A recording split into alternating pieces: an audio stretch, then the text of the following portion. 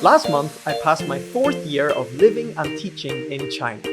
One thing that I was not aware of when I arrived in Shenzhen was that there are a few very distinct types of schools that you should definitely be aware of before signing a contract and flying out to China. In the next few videos, I'm going to be breaking down these different types of schools, showing you some pros, telling you some cons, and hopefully by the end you will have a good idea of which one would be best for you.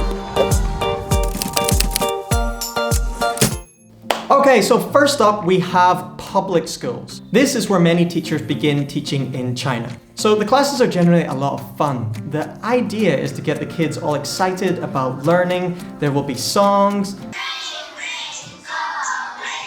There will be videos. You will play lots of games. You might teach them how to do some sort of a dance. So it's generally very lighthearted and energetic, which is good.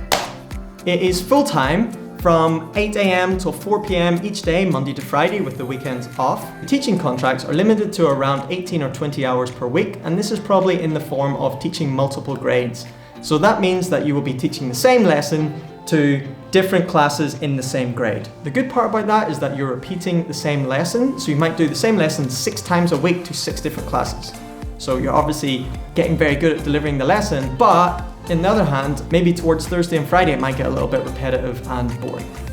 Also, in public school, the classes tend to be very large. In my public school, I was teaching 54 kids in each class, and it went up to 60 in one of the classes. So it's quite difficult to keep everybody engaged.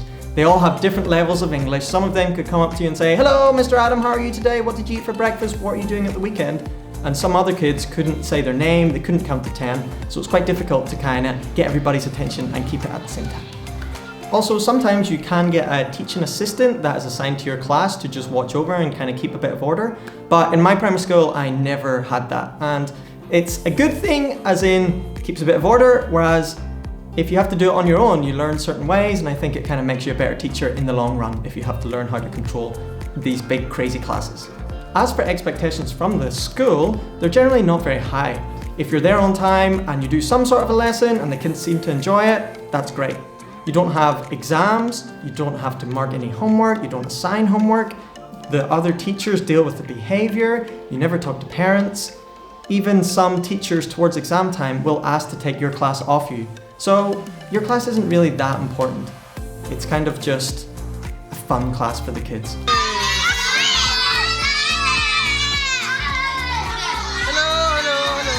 And if this all sounds too good to be true, it really is a lot of fun. And I was teaching in that school for 18 months and I really did enjoy it. I liked going to work and I thought it was just a lot of fun.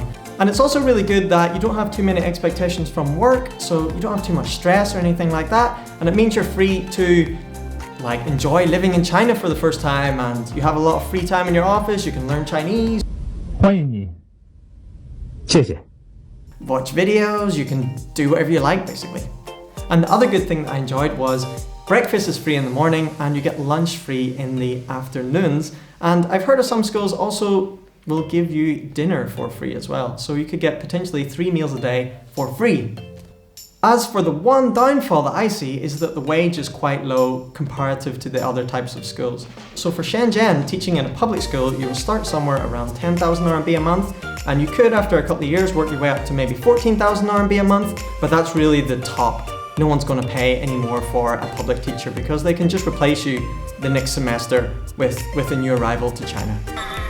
And just some extra benefits that I got when I was there was you get half a month's pay once a year for the holidays. So you can get that either in the winter holiday, which is around 1 month, or in the summer holiday, which is 2 months.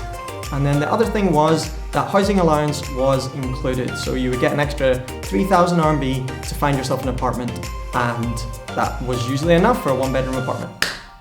Okay, so to summarize, I would definitely recommend teaching in a public school, especially if it's your first time living in China or your first time teaching altogether. The energy of the students really keeps you on your toes every day and makes every day different. But with a small work schedule coupled with a decent wage and long holidays, it's a really good way to start your journey in China. So next video I'm going to be looking at training centers, and if you think that might be something you'd be interested in, then please consider subscribing down below. If you have any questions, then please leave a comment below, or you can find my contacts down below in the description. And yeah, Thanks for watching. See you later.